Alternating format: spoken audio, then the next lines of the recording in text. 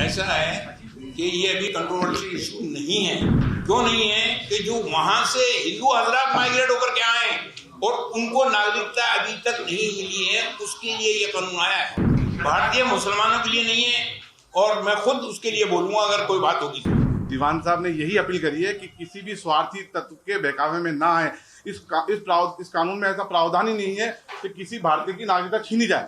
यदि किसी की भारतीयता की नागरिकता छीनी जाती है मुसलमान की, तो सबसे पहले आवाज हम तमाम लोग दीवान साहब की क़यादत में बुलंद करेंगे। ऐसा है कि ये अभी कंट्रोवर्शियल इशू नहीं है।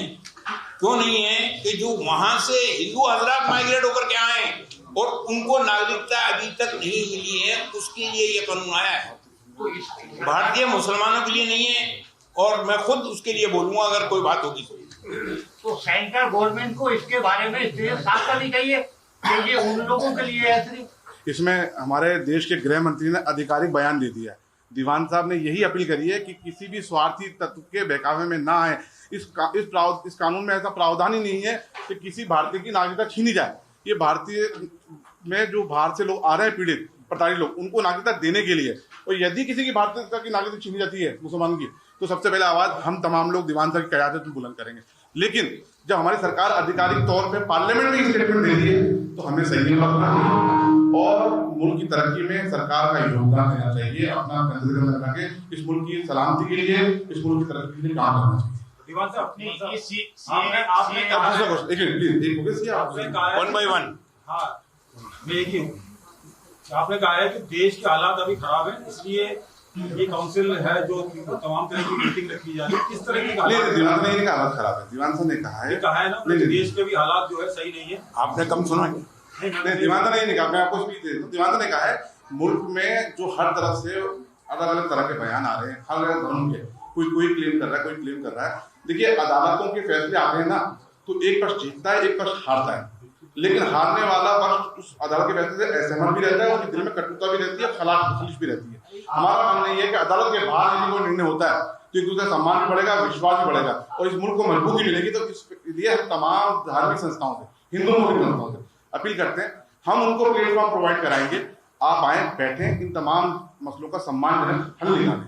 ये दीवान साहब आप खाली इतना क्लियर कर दो, आप म्यांमार मसले पर जो भी फैसला हुआ वो कोर्ट में हुआ, अब आप इसमें किस तरीके से नेगोशिएट करना चाह रहे हैं? नहीं, देखिए, जो कोर्ट में मैटर है उस मामले में हमारी कोई टिप्पणी नहीं है। कोर्ट में जो बात कर रहे हैं वो डिसाइड कर रहे हैं मैटर। हम चाहते हैं कि कोर्ट के बाहर अगर पॉसिबल हो तो उसका ग्राउंड बनेगा, उसके बगैर पूरी डिस्कशन होगा तमाम संस्थाओं से। फिर एक कॉमन प्लेटफॉर्म पे हम बैठे कि हम किस हद तक कॉम्प्रोमाइज कर सकते हैं दोनों पक्ष, और एक सम्मानजनक हकीकत की दुनिया में कैसे जाना चाहिए। आज हिंदुस्तान की हुकूमत देखिए, मुस्लिम कंट्री में हमारे कितने अच्छे रिलेशन है। तो करेंगे कैसे? क्या आप वहाँ जाएंगे, उनको मनाएंगे? हम तमाम संस्थाओं से बात करेंगे, ग्राउंड तैयार करेंगे। दीवान साहब ने जो हुक्म दिया, हम सबसे बात करेंगे। पहले मुस्लिम संस्थाओं से बात करेंगे, फिर हिंदू संगठनों से बात करेंगे। हम चाहेंगे कि उसमें हम लोग उनकी मध्यस्थता करके इस मसले का हल निकालें शांति से, और जो सबको मंजूर हो सम्मानजनक।